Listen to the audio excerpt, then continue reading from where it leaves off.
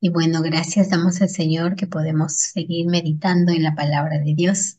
Hoy nos toca compartir, avanzar, ¿no? El capítulo 2 del libro de Efesios. Estamos meditando desde el versículo 11 hasta el versículo 22. Así que preparen sus Biblias, amados hermanos, porque así estemos en la distancia, podemos seguir meditando en la palabra de Dios. Vamos a orar al Señor, le vamos a dar gracias por este tiempo y le vamos a pedir una vez más que Él abra nuestro entendimiento y lo que Él tiene preparado para nosotros, pues a todos nosotros, incluida, pues pueda no solamente ayudarnos a comprender, sino obedecerlo también en todo nuestro ser. Oremos, amados hermanos. Gracias te doy, Señor. Bendito sea tu nombre. Porque, Señor, a pesar de estar tan distantes físicamente, Señor, tú nos unes, bendito Dios, como un solo cuerpo a través de tu Espíritu Santo. Gracias, gracias, Señor. En el nombre de Jesús me acerco a ti, agradecida por la oportunidad de poder compartir tu palabra, Señor, de ser un instrumento en tus manos. Gracias, Señor, por tu palabra que cada día nos abre el entendimiento y nos ayuda a vivir la vida, Señor, que tú anhelas para nosotros desde antes de la fundación del mundo. Ayúdanos, Espíritu Santo, usted que está transformando nuestras vidas, que nos está guiando en este camino, Señor. Cada día muéstrenos, muéstrenos, bendito Dios, aquello que tenemos que hacer, soberano Dios, para vivir conforme a su voluntad. Gracias, gracias Señor. Entregamos este tiempo en sus manos, Cristo Jesús. Amén. Muy bien, estimados. Entonces, vamos, como les dije, a meditar el capítulo 2 del libro de Efesios, versículo 11 hasta el 22. Y lo vamos a ir leyendo poco a poco para que podamos ir viendo de qué trata este capítulo, esta segunda parte del capítulo. Recuerden ustedes que los primeros 10 versículos hemos estudiado acerca de la reconciliación del hombre con Dios. A través de Jesucristo nosotros hemos sido reconciliados. Ahora nosotros vamos a ir viendo a partir del versículo 11, la reconciliación del pueblo de Dios, el pueblo de Israel que fue llamado desde Abraham, ¿no? Para formar un pueblo con los gentiles, que somos todos aquellos que hemos nacido fuera de Israel, ¿no? Entonces vamos a mirar aquí en la palabra de Dios, el versículo 11 justamente nos dice, por tanto acuérdense de que en otro tiempo, dice, ¿no? En otro tiempo, antes de conocer a Cristo, antes de de que Jesucristo pues haga su obra de reconciliación, su obra de salvación en la cruz, dice, en otro tiempo, vosotros los gentiles. Entonces, como les estaba comentando, cuando hablamos de un gentil, en la Biblia un gentil es conocido como una persona o una comunidad que profesa otra religión.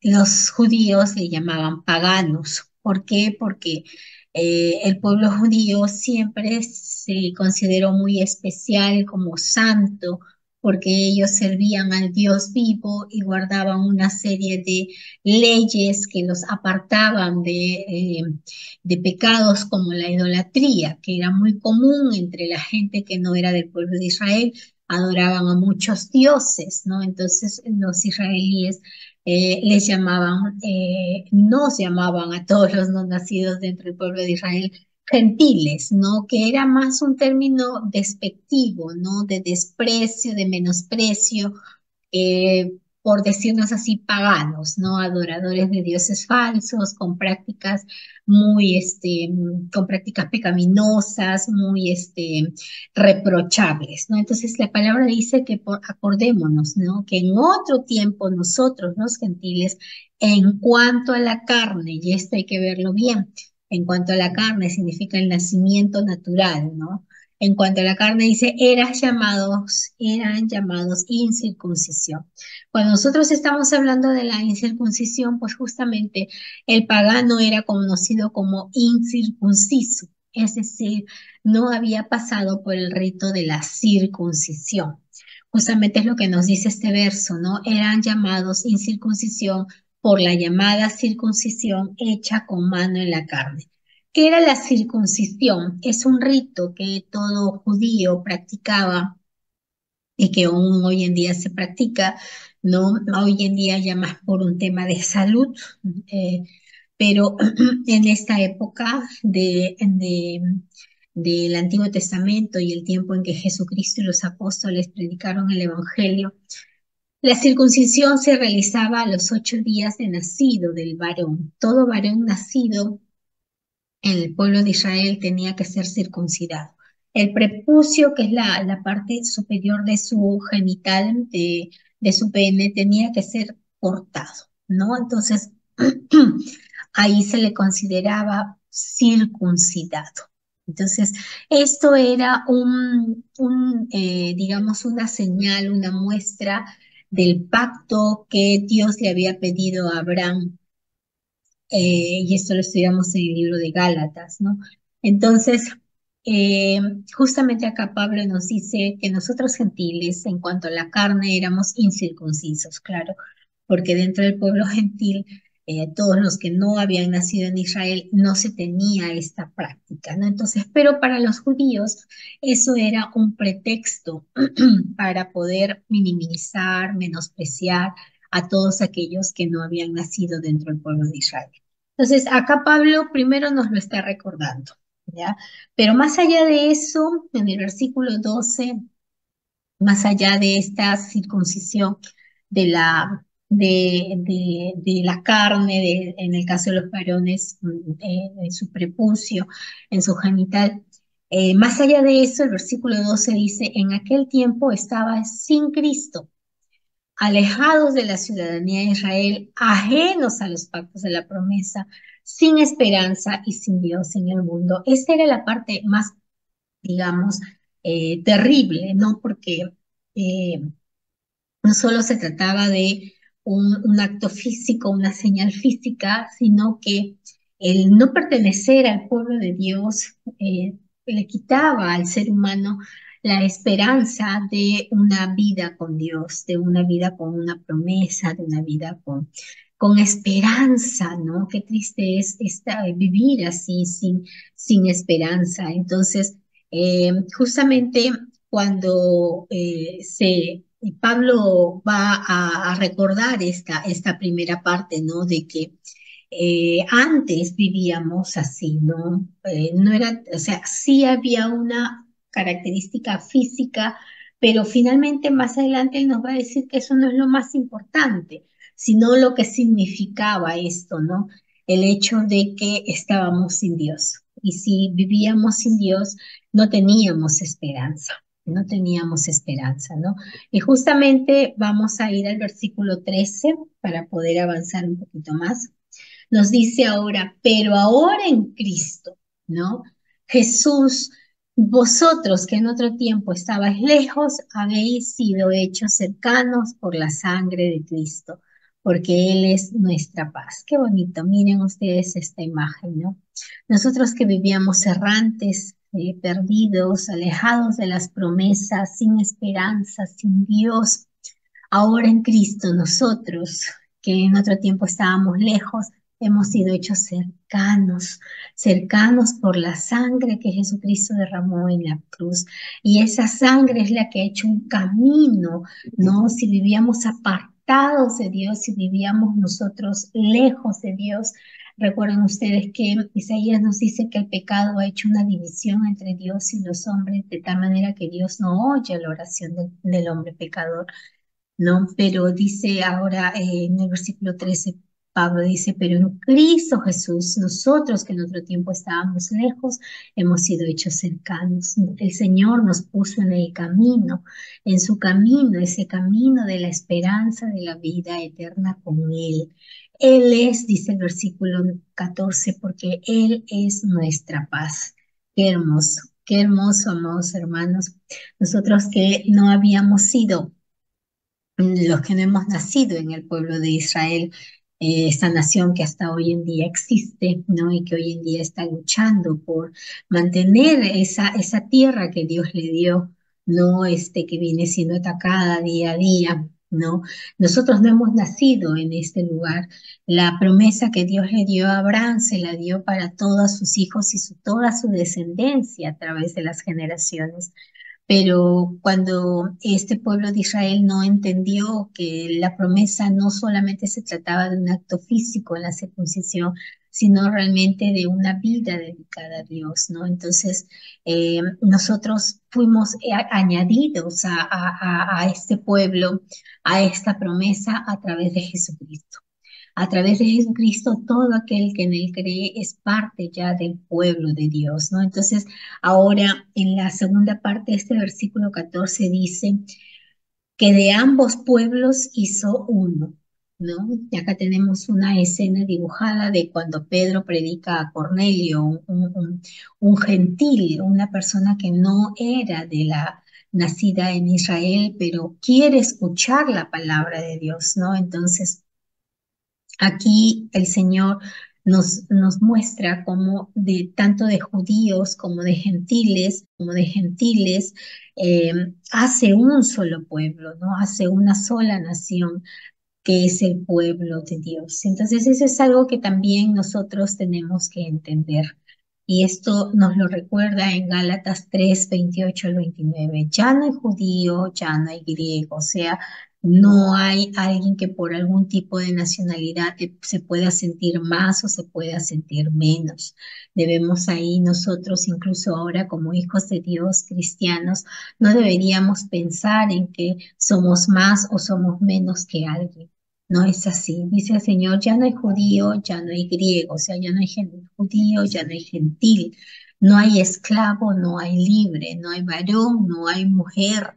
No, hoy en día que en esta sociedad se habla tanto de el matriarcado, el machismo y todo lo demás, en el Señor eso no existe. El hombre y la mujer son, dice, somos uno en Cristo Jesús, ¿no? Ya sea que nazcas en Perú, en China, en la costa, en la sierra, en la selva, seas hombre, seas mujer, seas una persona económicamente pudiente o de repente no, no hay, incluso en la época de Jesucristo todavía existía la esclavitud, dice, ya no hay eso, todos delante de Dios somos iguales y somos uno en Cristo Jesús. Entonces, esto también es importante, dice, ¿no? Y si vosotros sois de Cristo, ciertamente el linaje de Abraham sois y herederos según la promesa. Entonces, las promesas que el Señor dio de bendición en la vida eh, de Abraham, de poder tener esta herencia espiritual, también es ahora para nosotros, ¿no? Y vamos a continuar leyendo. Efesios dice de que en el versículo 14 dice, derribando, dice, de ambos pueblos hizo uno, derribando la pared intermedia de separación. Recuerde usted que los judíos se creían un pueblo muy especial, muy santo, y los demás eran gentiles, eran profanos, ¿no? Entonces ellos cuidaban mucho de no contaminarse, dicen ellos, de otros extranjeros, ¿no? Entonces, de tal manera que si usted observa aquí en la imagen, es una maqueta de lo que era el templo de Jerusalén. Y si usted observa, aquí estaba el templo donde ingresaban a adorar generalmente los varones, aunque había una zona también para las mujeres judías, pero había un muro alrededor y detrás de ese muro podían ingresar los gentiles, mire usted. Detrás de ese muro podían ingresar los gentiles, ¿no? Porque ellos eran profanos, ¿no? Entonces, esto era bien, bien serio. Incluso Pablo tuvo un problema cuando ellos pensaron que Pablo había hecho ingresar al templo a un gentil. Miren, esto está en el libro de Hechos, capítulo 21, versículo 27 al 36, dice. Pero cuando estaban para cumplirse los 7 días, unos judíos de Asia, al verle en el templo, alborotaron a toda la multitud y le echaron mano, dando voces: varones israelitas, ayudad. Este es el hombre que por todas partes enseña a todos contra el pueblo, la ley y este lugar. Y además de esto, ha metido a griegos en el templo y ha profanado este santo lugar, porque antes había visto con él en la ciudad a Trófimo de Efeso, a quien pensaban que Pablo había metido en el templo. Mire usted. Entonces aquí estamos viendo que estos judíos habían pensado que Pablo había metido a este templo, a este lugar que era muy sagrado para ellos, ¿no? Habían pensado que había metido a un ciudadano de Éfeso, ¿no? Entonces, dice acá el versículo 20, porque antes habían visto con él en la ciudad Trófimo de Éfeso, a quien pensaban que Pablo había metido en el templo. Versículo 30, así que toda la ciudad se conmovió y se agolpó el pueblo y apoderándose de Pablo le arrastraron fuera del templo e inmediatamente cerraron las puertas. Y procurando ellos matarle, se le avisó al tribuno de la compañía que toda la ciudad de Jerusalén estaba alborotada. El tribuno, tomando luego soldados y centuriones, corrió a ellos, y cuando ellos vieron al tribuno y a los soldados, dejaron de golpear a Pablo. ¡Qué terrible!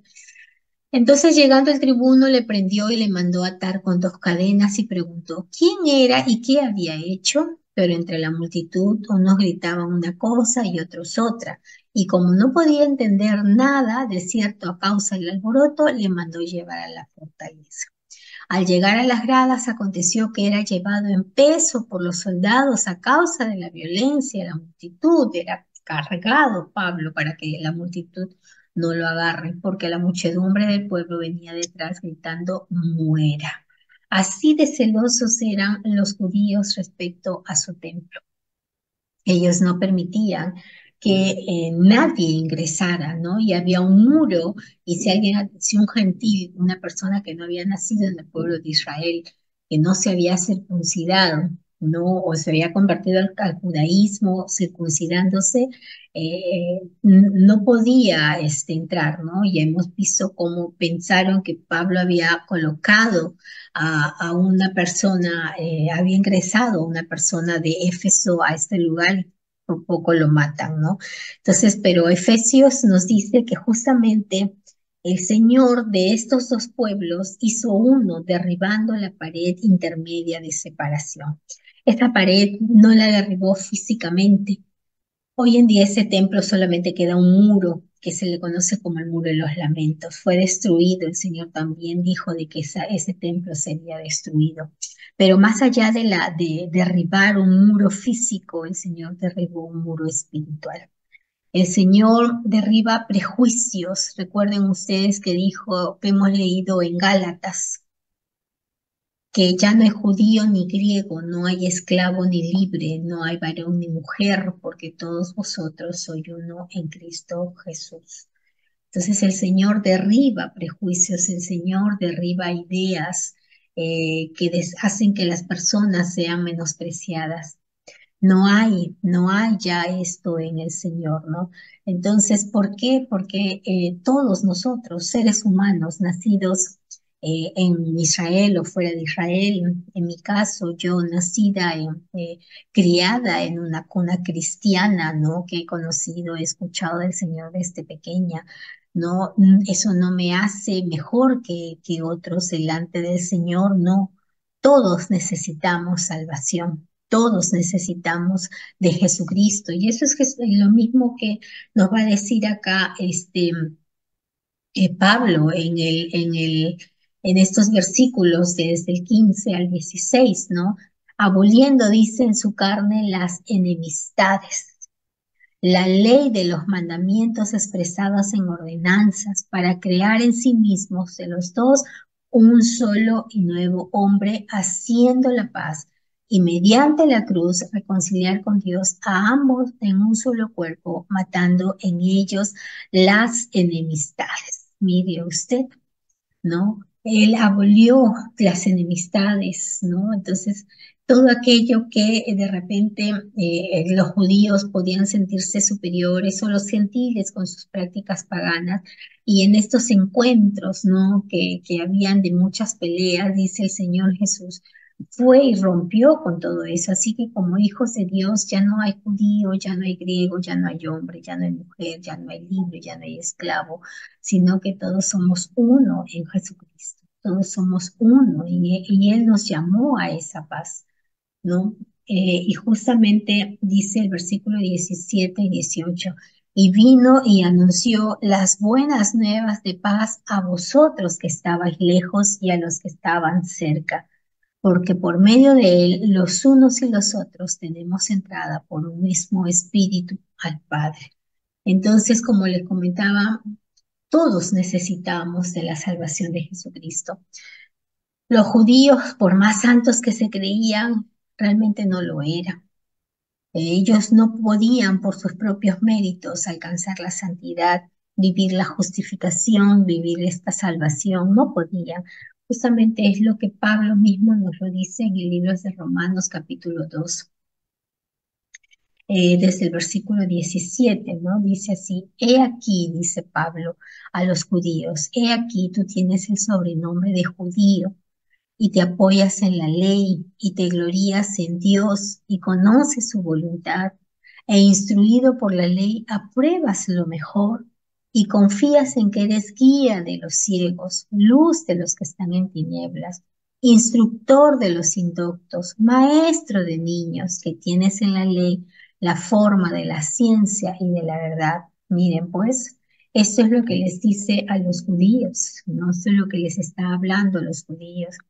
He aquí, dice, tú tienes el sobrenombre de judío, o sea, te crees mucho, ¿no? Wow, dices, yo soy judío, ¿no? Es como algunos dicen, yo soy cristiano, nacido en cuna cristiana. Eso no nos hace mejores que otros. Tengamos cuidado con eso. Aquí tienes el nombre de sobrenombre judío, te apoyas en la ley, te glorías en Dios, conoces su voluntad e instruido por la ley apruebas lo mejor y confías en que eres guía de los ciegos, luz de los que están en tinieblas, instructor de los indoctos, maestro de niños, que tienes en la ley la forma de la ciencia y la verdad. Entonces aquí Pablo está diciendo, tú te estás creyendo todo esto. Ciertamente es bueno, esto es bueno, pero acá hay un problema, dice el versículo 21. Tú pues, que enseñas a otros, ¿no te enseñas a ti mismo? Tú que predicas que no sea de hurtar, hurtas, es decir, robas. Tú que dices que no sea de adulterar, adulteras. Tú que abominas a los ídolos, cometes sacrilegio, es decir, tú también dices no adores a ídolos, pero en lo oculto estás haciendo eso también. Tú que te jactas de la ley, con infracción de la ley, deshonras a Dios, porque como está escrito, el nombre de Dios es blasfemado entre los gentiles por causa de vosotros. Ya aquí el Señor nos está hablando de un judío hipócrita que se jacta de enseñar, de ser luz, de que Él es santo, en que enseña, ¿no? Y le dice, tú que enseñas, ¿no te enseñas a ti mismo? Le habla de la hipocresía, ¿no? Si dices que no se debe robar, tú robas. Si dices que no se debe adulterar, tú adulteras. Si dices que no se debe adorar ídolos, tú cometes ese sacrilegio. Entonces le dice, por tu causa, el nombre de Dios es blasfemado entre los gentiles. Por tu causa es que Dios es mal considerado entre aquellos que han nacido fuera del pueblo de Israel. Y esto también nos sucede a nosotros, los cristianos, ¿no? Tengamos mucho cuidado de no tener esa actitud de creernos superiores, santos y perfectos, y menospreciar también a aquellos que no tienen a Cristo y de repente eres un borracho, ese es un ladrón, yo no me junto con ellos, es un drogadicto, ¿no? Bueno, de todo, ¿no? Tengamos mucho cuidado con eso. porque esa no es una práctica de un hijo de Dios.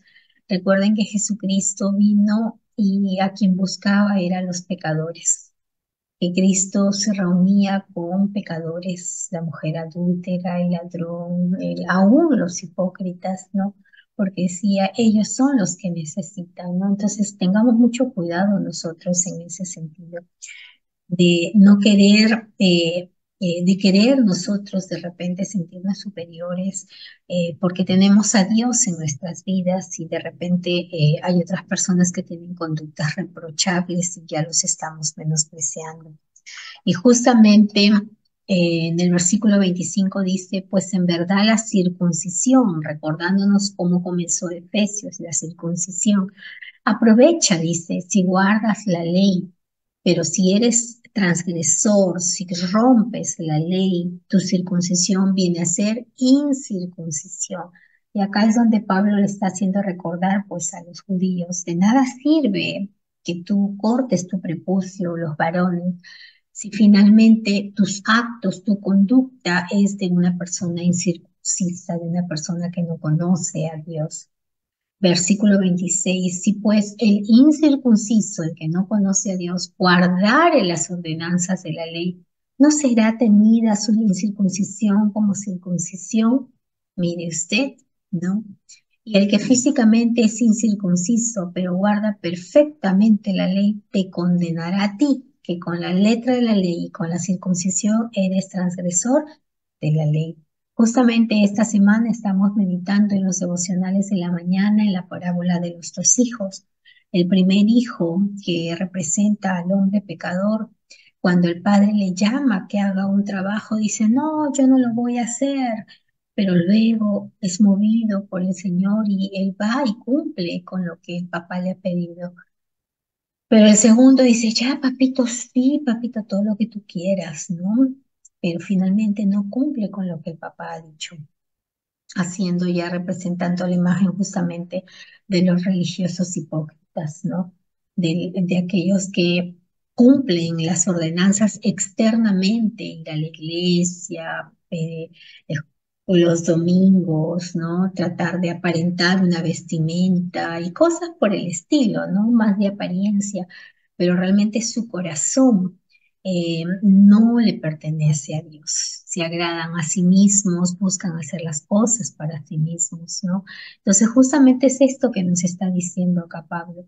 La circuncisión para los judíos era un acto externo, los judíos era un acto externo que era en la carne, en el prepucio, en su genital, y por eso ya se consideraban hijos de Dios, pero su conducta era de desobediencia de la ley de Dios y por tanto eran vistos como incircuncisos. Versículo 28 de Romanos, pues no es judío el que lo es exteriormente, ni es la circuncisión la que se hace exteriormente en la carne, sino que es judío el que lo es en lo interior, y la circuncisión es la del corazón en espíritu, no en letra, la alabanza del cual no viene de los hombres, sino de Dios. Entonces aquí esto nos debe quedar bien claro, estimados hermanos, y es lo que nos está diciendo Pablo en Efesios en esta segunda parte, que hay un pueblo judío y hay un pueblo gentil. El pueblo judío nacido en Israel, que recibieron la promesa desde Abraham, y los no nacidos en el pueblo de Israel, los gentiles. Pero este pueblo judío se sentía superior y minimizaba al pueblo gentil, lo menospreciaba.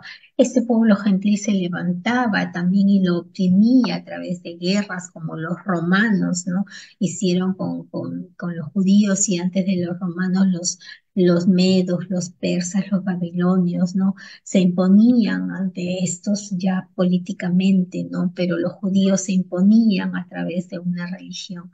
Pero el Señor dijo, pues ni uno ni otro, ¿no? Porque no se trata de una manifestación externa, sino la del corazón, de ese corazón que teme a Dios, de ese corazón que reconoce que es una persona pecadora y que necesita esa obra de Jesucristo en su vida, ¿no? Entonces, aquí Pablo nos está diciendo que justamente a través de Jesucristo ambos pueblos se hicieron uno, el pueblo de Dios, un pueblo comprado con sangre. Y vamos a mirar justamente en el versículo 19 de Efesios 2 que estamos nosotros meditando, dice, así que ya no sois extranjeros ni advenedizos, sino conciudadanos de los santos y miembros de la familia de Dios. Si bien es cierto, para el pueblo de Israel su herencia, su promesa está en su tierra, ¿no? Ahora ellos habitan Jerusalén, una franja nada más muy pequeñita de la tierra que Dios les dio. Ellos fueron, por muchos años, fueron atacados por muchas potencias mundiales de sus épocas, ¿no? Pero siempre, a pesar de que muchas de sus ciudades les fueron arrebatadas, Jerusalén siempre fue el lugar que ellos retuvieron y así estuviesen en el exilio, en la diáspora, como le dicen hoy en día.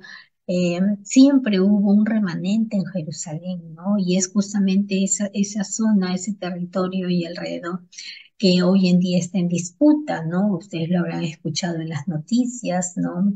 Grupos terroristas como Hamas que entraron el año pasado a hacer una masacre, ¿no? En la región, en unas comunidades de Israel y ahora, bueno, ya están preparándose con otros, en peleas con otros grupos terroristas de la zona, ¿no? Ya sea de Irán, del Líbano, etcétera. Entonces es un pueblo que siempre está luchando por su territorio, pero aquí el Señor Jesús a través de Pablo nos dice que nuestro territorio ya no se trata de un espacio físico aquí en la tierra, sino nos habla de que nosotros ya no somos extranjeros, no somos advenedizos, sino somos ciudadanos, conciudadanos de los santos.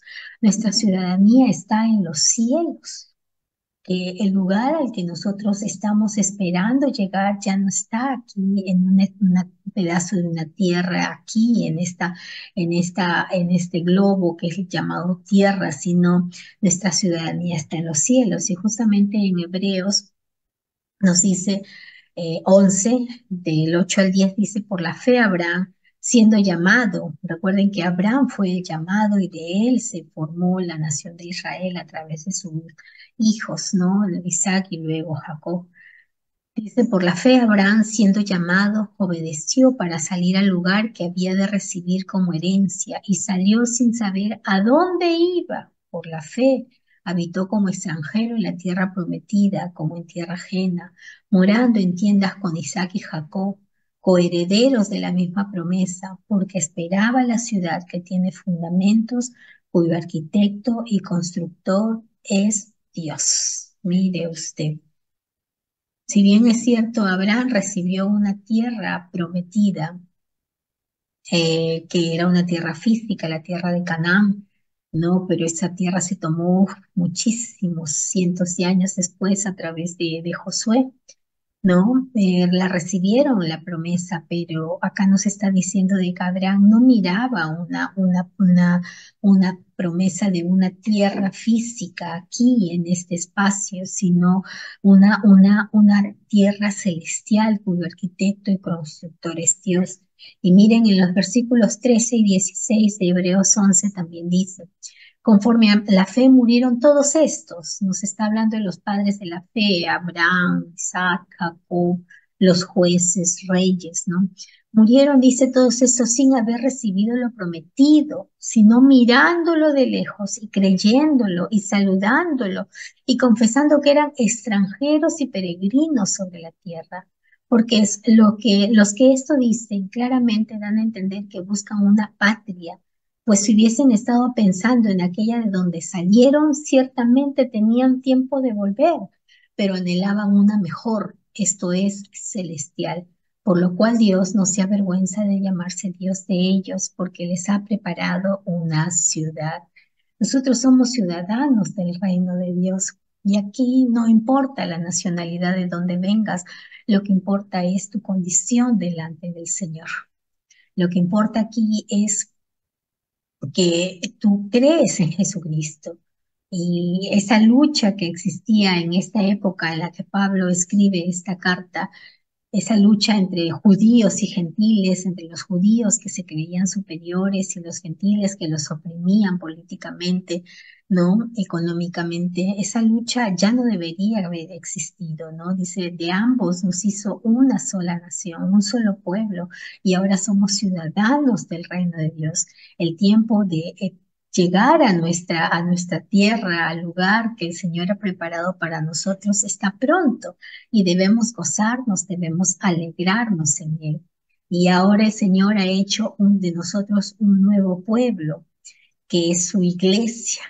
Y en el versículo 20 y hasta el 22 termina diciendo, este nuevo pueblo, que es la iglesia del Señor, es edificada sobre el fundamento de los apóstoles y los profetas, estas enseñanzas que han quedado escritas en la palabra de Dios, pero dice, siendo la principal piedra del ángulo Jesucristo, la base, la que inserta todo, en la que convergen todos y se sostiene todo, es Jesucristo mismo. Dicen que en todo el edificio bien coordinado va creciendo para ser un templo santo en el Señor, en quien vosotros también sois juntamente edificados para morada de Dios en el Espíritu. Mire usted, nosotros somos el pueblo de Dios, somos el templo ahora de Dios y en nosotros mora el Espíritu Santo.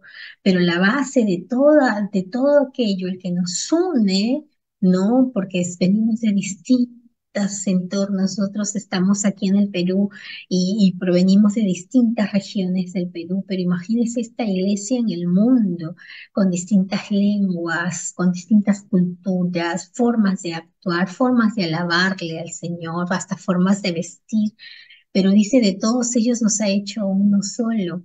Y la base principal, la piedra del ángulo es Jesucristo, ¿no? Y en esa piedra del ángulo reposa el fundamento, las enseñanzas de los apóstoles, las enseñanzas de los profetas que nosotros tenemos en la palabra de Dios. Y lo que el Señor quiere, dice el versículo 21, este edificio, esta estructura que es la iglesia, bien coordinada, va creciendo para ser un templo santo en el Señor. Mire cuántas figuras se utilizan acá. Somos el pueblo de Dios, somos el templo del Espíritu Santo. Y ya no es que, ay, que yo vengo de aquí o yo vengo de allá, yo soy cristiana desde cuna, tú recién lo eres, tú eres un esto o un otro. No debería haber esto en el Señor. Dice la palabra que hemos sido reconciliados, ¿no? Hemos sido reconciliados primero nosotros como individuos y lo que el Señor logró también aquí es la reconciliación de los judíos y los gentiles a través de la cruz de Jesucristo. Hoy en día existen judíos, gente del pueblo de Israel que aún no cree en Jesucristo, aún no cree en Jesucristo, pero nosotros necesitamos llevarles a ellos también la palabra. Mire usted, ellos conocen todo el Antiguo Testamento y siguen esperando a Jesucristo, pero también hay grupos de judíos que les llaman los mesiánicos, que ellos sí han recibido a Jesucristo y viven ahora la fe en Cristo Jesús, ¿no? Entonces ya no se trata tanto de dónde vienes, sino dónde está depositada tu fe. Así que nosotros somos el pueblo de Dios, ciudadanos del reino de los cielos. Hacia allá vamos. Y no permita que nadie le diga algo diferente o que le quiera hacer sentir mal de repente por su pasado, ¿no? Por la forma de vida que llevó, los errores que cometió. Eso ya no es ya no es, eso es una historia, es un pasado y el Señor ya ni lo recuerda, dice la palabra de Dios. Usted es un ciudadano. Usted es un hijo de Dios. Vamos a darle gracias al Señor por su palabra. Amén. Te bendecimos, soberano Rey, en el nombre de Jesús. Gracias, Padre eterno, porque no miraste nuestra condición, Señor, sino que nos llamaste, Señor. Y nosotros escuchamos tu voz y vinimos a ti y ahora nos has hecho parte de tu pueblo. Nos has hecho tus hijos, Señor. Nos has hecho tu templo, bendito Dios. Gracias. Gracias por mis hermanos que escuchan esta palabra. Fortalécelos, ayúdalos, Señor. Quita todo pesar, todo dolor, Señor. Dales esa esperanza, Señor, esa paz de tu presencia en sus vidas, bendito Dios. Gracias, gracias Señor, porque meditamos en tu palabra y sé, Señor, que esta palabra no volverá vacía, sino que cumplirá aquello para lo cual tú la enviaste. Gracias te doy, soberano Rey, en el nombre de Cristo Jesús oramos de esta manera. Amén. Que el Señor los bendiga, mis amados hermanos, y ya nos estamos viendo.